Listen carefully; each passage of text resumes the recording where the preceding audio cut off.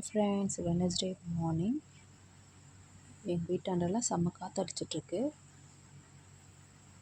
இன்றைக்கி என்ன சமையல் பார்த்தீங்கன்னா, வெஜிடபிள் பிரியாணி தான் செய்ய போகிறேன். எண்ணெய் ஊற்றி பட்டை, லவங்கம், ஏலக்காய் எல்லாத்தையும் போட்டு, அப்புறம் வெங்காயம் போட்டுட்டு நல்லா வதங்கினோடனே தக்காளி, பச்சை மிளகாலாம் போட்டுடணும். அப்புறம் இஞ்சி பூண்டு பேஸ்ட்டு, தனி மிளகாத்தூள் இது எல்லாம் போட்டு நல்லா மிக்ஸ் பண்ணிக்கணும். அப்புறம் கொஞ்சோண்டு பிரியாணி மசாலா. எங்கள் வீட்டில் இருக்க காய் மட்டும் தான் நான் போடுறேனே.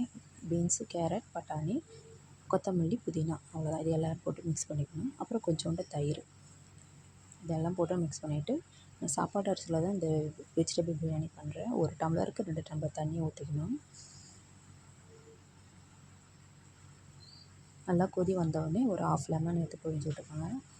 அப்புறம் நல்லா கொதிச்சோடனே அரிசி போட்டுட்டு நல்லா கொதி வந்தோடனே ஒரு ஸ்பூன் நெய்.